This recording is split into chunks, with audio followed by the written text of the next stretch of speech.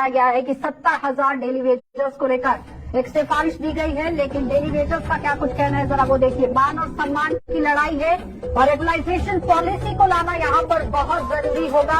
उसके अलावा कोई भी बातचीत नहीं मानी जाएगी, बातें से नहीं होगा यहाँ पर मुद्दे का हल, क्योंकि हर बार ये कहा जा रहा था कि बातें को बढ़ाया जाएगा, लेकिन इस बार नहीं। और जम्मू कश्मीर में 70,000 को नियमित करने की सिफारिश पर यहाँ जो दिहाड़ी मजदूर है वो किस तरह से पलटवार करते हुए नजर आ रहे हैं वो आपको दिखाएंगे, क्योंकि बीजेपी सरकार पर पूरी तरह से एक उम्मीद जरूर जगी हुई थी, लेकिन कहीं न कहीं अब यहाँ पलटवार किया गया है डेली वेजर्स की तरफ से। जितने भी प्रदर्शनकारी जम्मू कश्मीर के अंदर सड़कों पर हैं वो लगातार कटाक्ष करते हुए नजर आए थे, लेकिन इस बीच में आपने देखा कि भारतीय जनता पार्टी की तरफ से एक अहम बैठक बुलाई गई और दिल्ली के अंदर अलग अलग मुद्दों को लेकर चर्चा हुई और उसके बाद ये सब लोग जम्मू के अंदर पहुंचते हैं और वहां पर बैठकों का दौर शुरू कर दिया जाता है। लेकिन उस बीच में आपको ये बताते चले कि जिस तरह से डेली वेजर्स की तरफ से एक बड़ी बात कह दी गई है कि मान और सम्मान की ये लड़ाई है, मानदेय से कुछ नहीं होने वाला है, परमानेंट इन लोगों को किया जाए, रेगुलाइजेशन पॉलिसी यहाँ पर लाई जाए और उसी को मद्देनजर रखते हुए कामकाज होना चाहिए।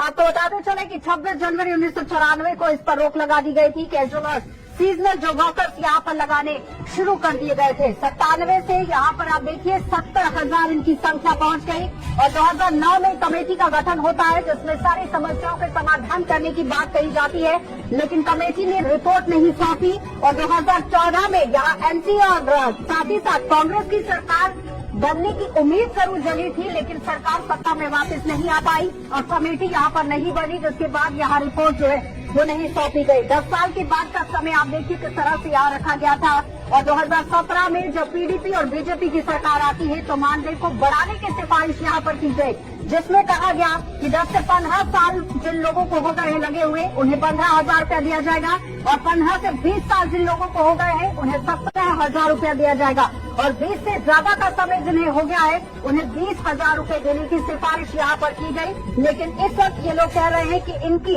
मजबूरी का फायदा ना उठाया जाए, मानदेय को लेकर कोई मुद्दा नहीं है, सिर्फ और सिर्फ रेगुलाइजेशन की पॉलिसी को लाने की बड़ी बात। और उसके साथ ही आप देखिए जिस तरह से रहबरे खेल भी यहाँ पर लगातार धरना प्रदर्शन कर रहा है, उनका भी सब तौर पर कहना है कि प्रोबेशन पीरियड को यहाँ कम किया जाए, 5 साल पर उस पीरियड को लाया जाए। तो जाहिर तौर पर इन सभी पर मंथन करना बहुत जरूरी था। और आपको ये भी बताते चले कि डेली वेजर्स, रहबरे खेल, जंगलात जियारत और साथ ही साथ और भी जितने कर्मचारी धरना प्रदर्शन जम्मू की सड़कों पर कर रहे हैं, कश्मीर की सड़कों पर कर रहे हैं, उन्हीं को लेकर एक सिफारिश जरूर दी गई है भारतीय जनता पार्टी की तरफ से, जो टीमों का गठन किया गया था। अब वो टीमें जिस तरह से रिपोर्ट सौंपेंगी, देखना ये होगा कि हल किस तरह से होगा, क्योंकि आपको ये बताते चले कि लगातार 60,000 के लगभग ये पूरा आंकड़ा है डेली वेजर्स का। और अगर वोट बैंक की बात करें तो लगभग 7 लाख वोटर्स की ये पूरी कहानी बनती है। लेकिन यहाँ पर समझिए कि अगर चुनाव आते हैं तो चुनावों में अगर भारतीय जनता पार्टी गेंद इनके पाले में डालती है तो कहीं ना कहीं 7 लाख वोटर्स को लेकर फायदा जरूर होगा। तो चलिए पैनल की ओर बढ़ जाते हैं। पैनल में इस वक्त हमारे साथ विशेषज्ञ हैं सोहेल काजमी, आपका बहुत बहुत स्वागत जुड़ने के लिए। उनके साथ ही बीजेपी के स्पोक्स पर्सन भी हैं और आपको ये भी बताते चले कि जो टीम यहां पर बनाई गई थी डेली वेजर्स के लिए, उनके भी मेंबर हैं अभिनव शर्मा जी, आपका भी बहुत बहुत स्वागत जुड़ने के लिए। राजेंद्र सिंह हमारे साथ हैं जो डेली वेजर्स के प्रेसिडेंट हैं, आपका भी बहुत बहुत स्वागत जुड़ने के लिए। नरेंद्र सिंह चिब हैं हमारे साथ, रहबरे खेल के प्रेसिडेंट हैं, आपका भी बहुत बहुत स्वागत जुड़ने के लिए। तो फिलहाल आप देखिए कि अलग अलग मुद्दों को लेकर बात तो होगी, लेकिन सबसे पहला सवाल सोहेल जी आप ही से रहेगा। एक विशेषज्ञ हैं, जानकार हैं, बहुत अच्छे से तजुर्बा भी रखते हैं कि जम्मू कश्मीर की सड़कों पर डेली वेजर्स किस तरह से प्रदर्शन कर रहे हैं। क्या लगता है कि इस तरह से अब जो सिफारिश रखी गई है उसका कितना असर देखने को मिलेगा और फायदा कितना होगा? देखिए आशा जी, जब यहाँ सत्यपाल मलिक साहब थे या उसके बाद मुर्मू साहब थे तो मेरा 1-2 बार उनसे मिलना हुआ और मैंने उनसे उस वक्त भी रिक्वेस्ट की थी, क्योंकि हम कोविड की सिचुएशन में आ रहे थे तब, और 2-3 साल आपने देखा होगा कि SSRB, पब्लिक सर्विस कमीशन सब डिफंक्ट थी यहाँ जम्मू कश्मीर यूनियन टेरिटरी में, और ये सब लोग वक्तन फवक्तन डेमोन्स्ट्रेट करते थे सड़कों पे, जम्मू की भी और कश्मीर की भी। ये वो लोग हैं जो अननेसेसरली परेशान है। अब कोई ये कहता है कि किस पार्टी ने इसको लगाया, कोई कहता है कि कांग्रेस ने लगाया, इन बेचारों का कोई कसूर नहीं। ये किसी न किसी सक्सेसिव गवर्नमेंट ने किसी न किसी रूल के तहत इनको एम्प्लॉय किया है और कुछ की सर्विस तो 20 साल होगी, कुछ की 15 साल होगी, कुछ तो रिटायर होने वाले हैं।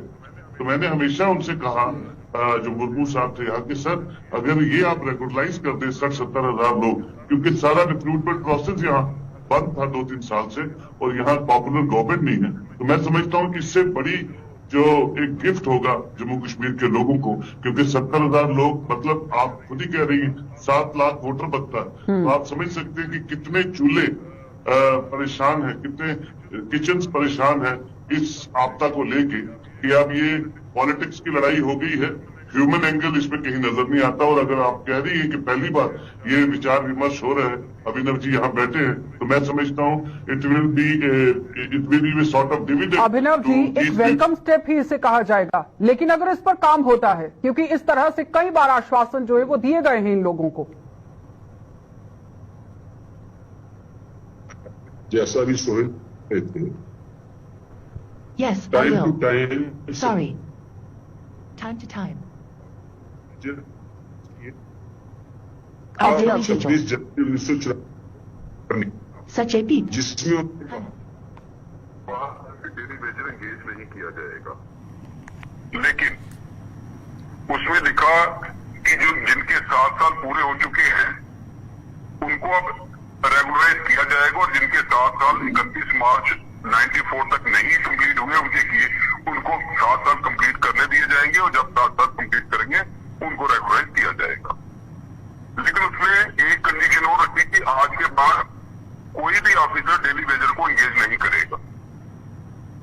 हाँ, एक परमिशन जरूर दी कि आप कैजुअल लेबर्स और सीजनल को एंगेज कर सकते हैं, लेकिन 2015 में एक ऑर्डर निकला कि सीजनल को भी आप तब एंगेज करेंगे जब चीफ सेक्रेटरी का या चीफ मिनिस्टर का अप्रूवल होगा। देखिए, सच्चाई ये है, जो 94 से पहले के लगे हैं वो majority of time have been regularised, कुछ लेफ्ट ओवर होंगे जरूर, लेकिन 2019 के बाद और 2015 का गवर्नमेंट ऑर्डर जिसमें लिखा कि कैजुअल और सीजनल को लगाने के लिए भी चीफ सेक्रेटरी और चीफ मिनिस्टर का अप्रूवल जरूरी है। 94 से लेकर 15 साल 21 साल बनते हैं, 6 + 15 21 साल। हजारों कैजुअल और सीजनल लेबर्स एंगेज से डेली वेजर का ही करवाया गया, जो मैंने पिछले 15 दिन में सारा स्टडी किया। अब ये लोग पिछले 21 सालों से सड़कों पे हैं कि हमें रेगुलराइज किया जाए, और इनकी डिमांड जो है उनपे एक कैबिनेट कमेटी बनी 2009 में, फिर एक कैबिनेट सब कमेटी का गठन हुआ, जिस कमेटी ने अक्टूबर 2014 में एक रिपोर्ट तैयार की कि जिस कैजुअल और सीजनल लेबर के 10 साल कंप्लीट हो चुके हैं उसको रेगुलराइज किया जाए। लेकिन बदकिस्मती नहीं हुई, वो रिकमेंडेशन जो है वो ठंडे बदले रही। अब जब बीजेपी और पीडीपी की गवर्नमेंट बनी 2015 में, तो एक SRO 520 जो है वो 2017 में इशू किया गया कि कैजुअल और सीजनल लेबर जो है इनको गवर्नमेंट सर्विस असिस्टेंट का नाम दिया जाएगा, और इनको regularly engage, not regularisation, regularly engage किया जाएगा। जिसकी 10 साल सर्विस हो गई और 15 साल से कम, उसको 15 की 13,000 रुपया पर मंथ मिलेगा, जिसकी 15 साल से ऊपर लेकिन 20 से कम उसको 18,000, और जिसकी 20 से ऊपर उसको 24,000। लेकिन कुछ ब्यूरोक्रेट्स ने ये SRO 520 जो 2017 में निकला, उसके बावजूद भी आज 6 साल हो गए हैं, उस SRO को फुली इंप्लीमेंट नहीं किया, और हजारों की तादाद में ये लोग सड़कों पे, और इनकी डेलीगेशन जो है बीजेपी के ऑफिस में आई, टाइम टू टाइम इन्होंने अपनी डिमांड रेज की। हमारे यूटी प्रेसिडेंट जो है रविंद्र राणा जी को मिली, और लीडर्स को भी मिली, और दिसंबर 2022 में भाजपा ने कमेटी का गठन किया, जिसमें श्यामलाल शर्मा जी हैं, शक्तिराज परिहार जी हैं, मनकोटिया जी हैं, और हमारे श्याम चौधरी जी, और मैं भी उसमें मेंबर हूँ।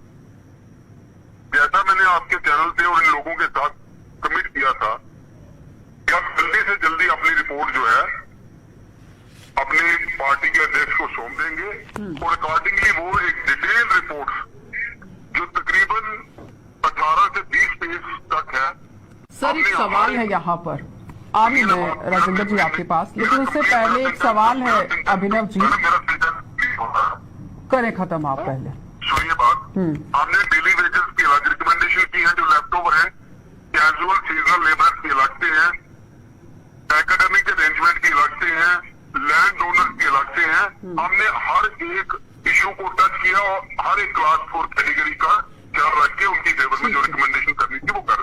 ठीक है, अब मेरे सवाल का जवाब भी पहले ही दे दिया है आपने। राजेंद्र जी, कितने सहमति आप इनसे रख रहे हैं जितनी भी बातें अभिनव जी ने कही हैं? जो शर्मा साहब ने कही है, कमेटी के मेंबर्स हैं, 94 के बाद जो सरकारों ने गलतियां की, उन सरकारों को 2014 में हमने सबक सिखाया, इसलिए कि उन लोगों ने हमारे साथ धोखा किया था, अपना बना के हमें ठगा था। लेकिन 2014 में जब लोगों को उम्मीद जगी कि माननीय प्रधानमंत्री साहब इस देश को लीड करेंगे, और भाजपा ने अपने मैनिफेस्टो में रखा, लेकिन उसको भी 8.5 साल हो गए।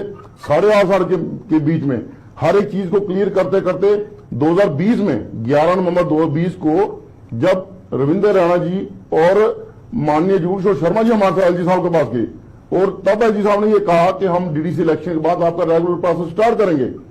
आज की डेट में उस बात को भी 3 साल 2 साल से ऊपर हो गया।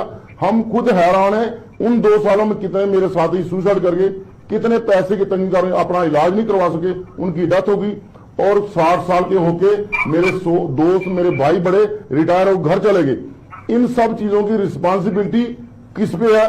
कौन वो अधिकारी है जो एलजी साहब का फरमान नहीं मान रहे? रिस्पॉन्सिबिलिटी किसकी है? जो एलजी साहब का फरमान नहीं मान रहे, कर गए, जिनकी मौत हो गई, जो लोग पेंशन अपने घर चले गए, रिटायर्ड हो गए। देखिए, अगर आप रिस्पॉन्सिबिलिटी की बात करेंगे, देखिए हम भाजपा इसको पॉलिटिक्स से नहीं जोड़ रही। जैसे आपने कहा इसमें ह्यूमन एंगल है, इंसानियत इसमें इन्वॉल्व है। ये रिस्पॉन्सिबिलिटी देखिए तो उनके ऊपर जाती है जिन्होंने पेश किया। दूसरी रिस्पॉन्सिबिलिटी सबसे बड़ी उनपे है जिन्होंने 6 साल हो चुके हैं, इनके regular government service assistant order नहीं किए। देखिए, ब्यूरोक्रेटिक अप्रोच जो होती है, वो अप्रोच जो है के इंटरेस्ट में पब्लिक के हाथ में होनी चाहिए। लेकिन बदकिस्मती से 2017 से लेके अब 2023 आ चुका है। 6 साल पहले जो इनके साथ इंसाफ होना चाहिए था वो नहीं हुआ। ठीक है, इसीलिए ठीक है, डेली वेजर्स का मुद्दा था कि वो पहले सरकारों ने किया है। अभिनव जी, ठीक है, रहबरे खेल के भी प्रेसिडेंट हैं हमारे साथ। नरेंद्र जी, बताइएगा जरा, जिस तरह से रहबरे खेल भी प्रोबेशन पीरियड को लेकर डिमांड रख रहा है, और 2017 से आप लोगों की ये डिमांड चल रही है। 17 में तो भाजपा सरकार थी।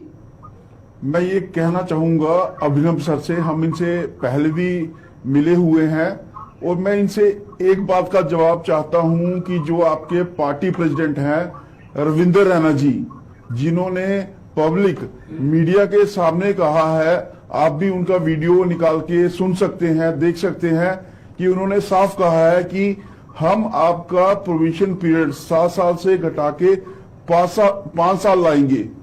क्या पूरी पार्टी का यही स्टैंड है? प्लीज आप लोग क्लियर करें, और हमें कथनी और करनी में कोई फर्क नहीं चाहिए। आप लोगों का स्टैंड बिल्कुल क्लियर होना चाहिए। हमारे साथ रहबरे खेल टीचर के साथ एक सौतेली माँ का व्यवहार क्यों हो रहा है? जब पहले पॉलिसी जो बनी थी रहबरे तालीम की, वहां पे प्रोविजन पीरियड अगर 5 साल का था, तो हमारे साथ जब बीजेपी पीडीपी की कोलैबोरेशन गवर्नमेंट थी, तो हमारे साथ ही हमारी पॉलिसी में 7 साल क्यों रखे गए? हमारे साथ सौतेली माँ का व्यवहार क्यों किया गया? हमें क्यों दरबदर किया गया कि हम सड़कों पे आए इस चीज के लिए, ताकि हमारा जो प्रोविजन पीरियड है 7 साल से घटा के 5 साल किया जाए? इसका जवाब मैं सर आपसे चाहता हूँ। अभिनव जी, जवाब दीजिएगा। देखिए नरेंद्र जी, मैं आपको ये कहूँ, देखिए पहले फैक्ट्स पे जाना चाहिए, तथ्यों पे जाना चाहिए। देखिए, रहबरे खेल की जो रेगुलेशन जो कमेटी बनाई थी भाजपा ने, उसका मैं मेंबर नहीं हूँ। उस कमेटी के चेयरमैन है रविंद्र गुप्ता जी, प्रिया सेठी जी उसमें है, RS पठानिया जी है। सर, पार्टी से तो ताल्लुक रखते हैं ना, पार्टी का स्टैंड तो बता सकते हैं। चलिए, टीम का स्टैंड ना बताएं आप, लेकिन पार्टी का स्टैंड तो बता सकते हैं। आपने मुझे बोलने दो ना।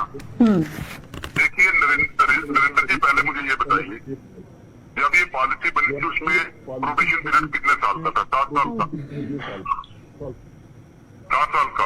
आपको उस टाइम इसको ऑब्जेक्ट करना चाहिए था, लेकिन जो हमारे पार्टी के अध्यक्ष ने जो आपके साथ कमिटमेंट की है वो अपनी कमिटमेंट में पूरा उतरेंगे, लेकिन फैक्ट के साथ फैक्ट्स को आप डिस्टॉर्ट नहीं कर सकते।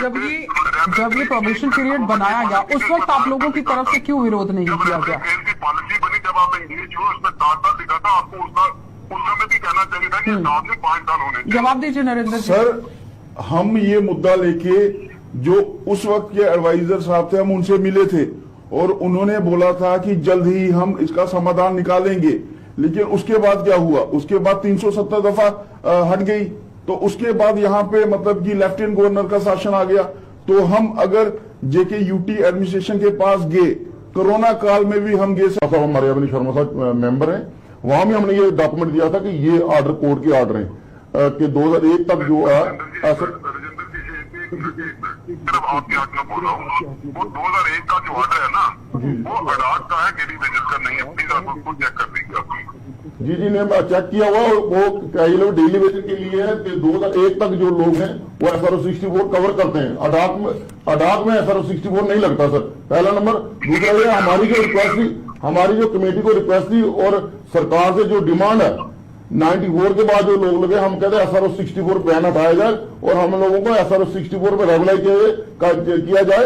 ये हमारे मान सम्मान की लड़ाई है, ना वेजेस इनहांस करके जैसे SRO 520 में एक आई वॉश किया गया, एक धोखा दिया गया कि आपको वेजेस बढ़ाई गई, आपको रेगुलाइज किया गया। फिर उस टाइम के जो फाइनेंस मिनिस्टर थे हम उनके पास भी गए, जो डिप्टी CM थे हमारे माननीय डॉक्टर निर्मल सिंह, हम उनके पास भी गए। कोई मिनिस्टर हमने नहीं छोड़ा कि ये हमारे साथ एक धोखा हुआ है। कहा SRO 64 का उसके तरह का SRO मिलेगा, लेकिन दे दिया गया वेज इनहांस का। तो ये चीज आज भी है कि हम लोग ये चाहते हैं इस मसले का जल्दी हल हो, हमें क्लियर किया जाए। अगर सरकार ने नहीं रखना तो सरकार हमारा पेंडिंग दे दे, हमारा 20-25 साल का PF दे दे, हम कोई और काम कर लें। लेकिन इतनी जिल्लत, इतनी मजबूरी नहीं बर्दाश्त होती। लोगों के बच्चे स्कूलों में निकाल दिए गए, घर में खाने के लिए नहीं है। हम अपनी पोजीशन है वो बयान नहीं कर सकते। हमारे जैसे चंद साथी हैं जिनको घर से फाइनेंशियल सपोर्ट है, अदरवाइज कुछ लोगों की ऐसी हालत है कि आप बताइए, परसों लोहड़ी है, आज दिसंबर के फंड नहीं है। दिसंबर के फंड PHE में अभी तक नहीं दी गए। पिछले 72 महीने की तो बात छोड़ो, 7.5 महीने हमें हो गए एजुकेशन में। इन 7 महीनों में हमें जो पिछला पेंडिंग है 72 महीने का वो भी नहीं दिया गया। हमारा कसूर क्या, हम ये पूछना चाहते हैं। मैं इनसे यही कहना चाहता हूं कि जो आप लोगों ने हमारे साथ प्रॉमिस किए हैं, प्लीज उसको जल्द से जल्द आप लोग फुलफिल करें और एक मतलब कि समान प्रोविजन पीरियड जो अदर रहबर स्कीम में था, पहले रहबरे तालीम की बात करें, रहबरे जंगलात की बात करें, वैसे ही सेम आप इक्वालिटी जो है रहबरे खेल की तरह इसमें लाएं। बस अभिनव जी वो कह रहे हैं कि बिल्कुल भी आश्वासन इस बार नहीं चाहिए, 2 टूक जवाब चाहिए सरकार की तरफ से कि अगर आपको रखना है तो रखिए, नहीं तो निकाल दीजिए। यानी कि मानदेय को लेकर वो कह रहे हैं कि मानदेय की जरूरत नहीं है, इस वक्त मान और सम्मान की लड़ाई है और रेगुलराइजेशन की बात वो कर रहे हैं। देखिए, आप बीजेपी इसको कितना सीरियसली ले रही है, आप इस बात से समझिए कि बीजेपी ने सितंबर 2022 9 जनवरी 2023 को विद इन 3 मंथ, 3.5 मंथ सामने अपनी रिपोर्ट जो है अपने पार्टी के प्रदेश अध्यक्ष या यूपी अध्यक्ष को दे दी है। और वो रिपोर्ट जैसे आपने कल एक्सेलसियर में पढ़ा होगा या और न्यूज़पेपर में पढ़ा होगा, वो उन्होंने माननीय गृह मंत्री जी को दी और माननीय गृह मंत्री जी ने उनको इंटर्न कहा कि आप ये रिपोर्ट प्रेजेंट करिए लेफ्टिनेंट गवर्नर को। हमने अपनी तरफ से कोई कसर नहीं छोड़ी है इनका इंटरेस्ट प्रोटेक्ट करने में, चाहे रहबरे खेल हो, चाहे डेली वेजेस हो, कैजुअल हो, सीजनल हो, लैंड ओनर्स हो, एकेडमिक अरेंजमेंट एम्प्लॉइज हो। हमने सबकी फेवर में कानून को मद्देनजर रखते हुए, इंसानियत को मद्देनजर रखते हुए इनके हक में जो रिपोर्ट देनी थी दी है। अब इनको थोड़ा सब्र करना पड़ेगा। माननीय लेफ्टिनेंट गवर्नर इस पे क्या एक्शन लेते हैं, कितना टाइम लगाते हैं, कितना सब्र और करना पड़ेगा। राजेंद्र जी, सब्र करना पड़ेगा आप लोगों को। हम लोग आप पे ब्लेम नहीं कर रहे, ना आप पे ना आपकी पार्टी पे, हमें कोई शक शुबा नहीं। हम ये कहते हैं कि 11 नवंबर 2020 को IGP साहब ने वादा किया कि हम, और उसमें माननीय हमारे सांसद साहब बैठे हुए थे जुगनू जी, उसके साथ रविंद्र रैना जी बैठे हुए थे, इंपॉर्टेंट लीडर हैं जम्मू कश्मीर यूटी के। उसके अलावा 10 सितंबर को गुलिस्तान चैनल पे ही एलजी साहब को किसी ने पूछा नहीं, यहाँ तंगले पर उन्होंने बताया जो लोग धरना प्रोटेस्ट कर रहे हैं मैं उनके साथ, उनकी मांगे जायज है। आज उस सितंबर को भी 3 महीने होने के वो है, और हर 30 को मेरा कोई ना कोई साथी 60 साल का कोई रिटायर हो घर जा रहा है। तो शर्मा साहब हम ये क्लियर चाहते हैं, आपसे इतनी मदद चाहते हैं कि सरकार के नुमाइंदे जो उन्होंने कम्युनिकेशन गैप रखा है प्रोटेस्टिंग एम्प्लॉइज से, वो क्लियर बात करें आके, हमें बताएं हमारा कसूर क्या, कि हमने कोविड में काम किया, हम लोगों को साफ स्वच्छ पानी देते हैं, 24/7 हम काम करें, हम सिर्फ स्टैंड क्लियर कर सरकार का, और बदला मजदूरी डेली वेजर्स जो है वो लोगों के लिए एसेंशियल सर्विसेज का काम करते हैं, लेकिन रहबरे खेल जो है वो बच्चों को पढ़ा रहे हैं, देश के भविष्य को सुधार रहे हैं। मैं सोहेल जी आपके पास भी आ रही हूँ। अभिनव जी 1 मिनट, पहले नरेंद्र जी जवाब दीजिएगा इस पर।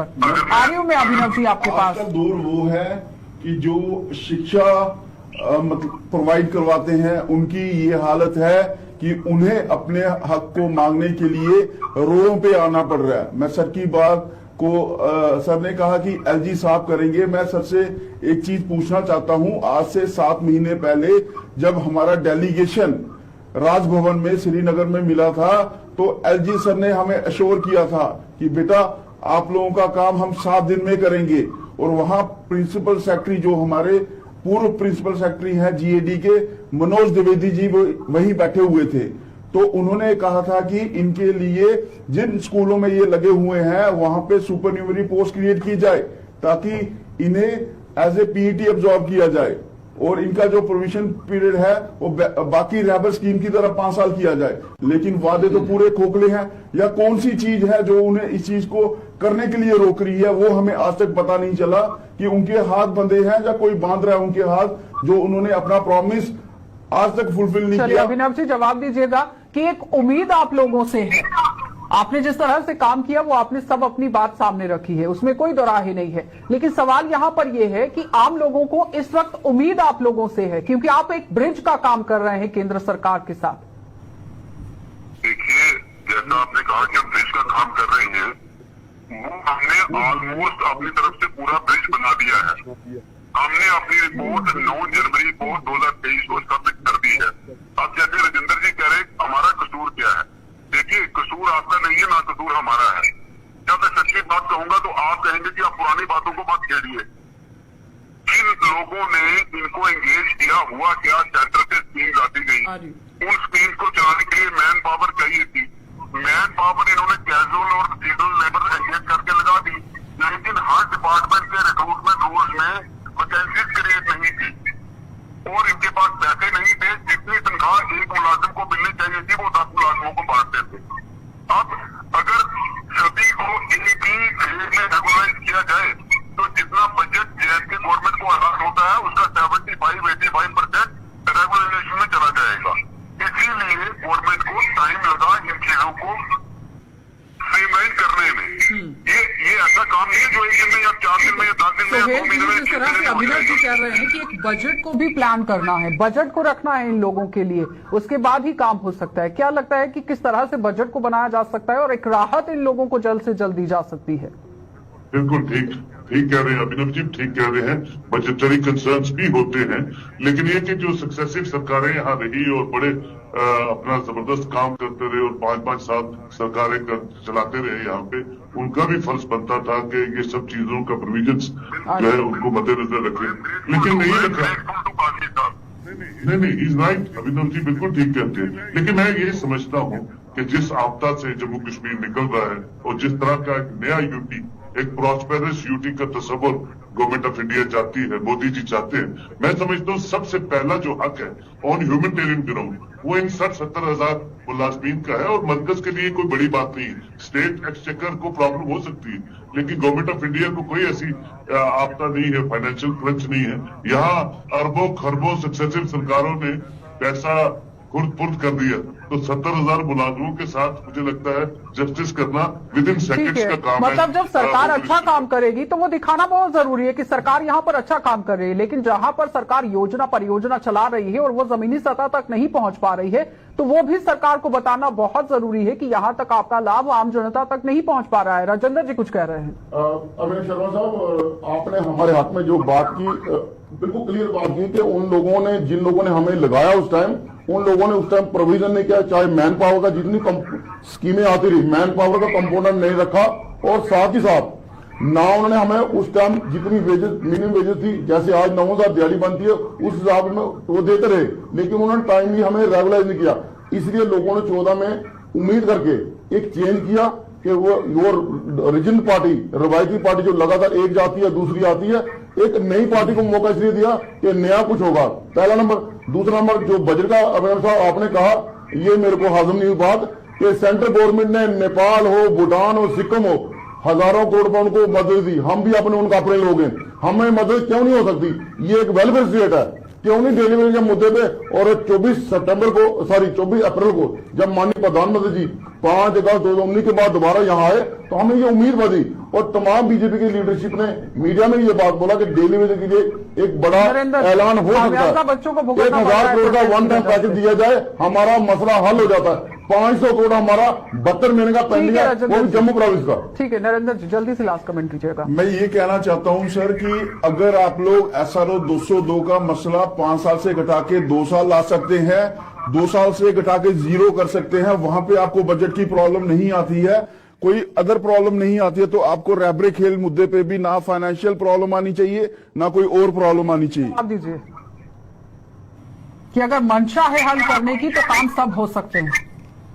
देखिए, मंशा है, मंशा थी और मंशा रहेगी, और मैं रैबरे खेल वालों को भी पूरा एश्योर कर दूं कि इनके साथ भी इंसाफ होगा, इनके साथ भी कोई डिस्क्रिमिनेशन नहीं चलिए होगी। ठीक है, सोहेल जी लास्ट कमेंट कीजिएगा। जिस तरह से बताया गया है कि लगभग 60,000 ये लोग हैं और लगभग 7 लाख वोटर्स का फायदा जो है वो सरकार को मिल सकता है, कोई भी सरकार जो भी इनका हल करती है। मुझे पूरा यकीन है अभिनव जी पे भी और उनकी पूरी कमेटी पे भी, जिस तरह से ये काम कर रहे हैं 3 महीनों में, जो फास्ट ट्रैक कमेटी काम कर रही, मुझे लगता है आने वाले दिनों में इन सबको राहत मिलेगी। ये एश्योरेंस अभिनव जी भी दे रहे हैं, जो मेरे सूत्र है उसके हिसाब से भी मुझे लगता है इम्पोर्टेंट इश्यूज और इम्पोर्टेंट चलिए इशू बहुत बहुत धन्यवाद सोहेल जी जुड़ने के लिए, अभिनव जी आपका भी, और राजेंद्र जी आपका भी, और नरेंद्र जी आपका भी जुड़ने के लिए। तो फिलहाल आपने देखा कि एक पॉजिटिव साइन जरूर आज यहाँ पर मिला है डिबेट के अंदर, लेकिन देखना ये होगा कि ये कितने दिनों में सच होता है, क्योंकि बताया ये गया है कि सिफारिश की गई है, हर कोई ये कह रहा है कि इस मुद्दे को हल किया जाएगा, करवाया जाएगा, लेकिन कब तक करवाया जाएगा ये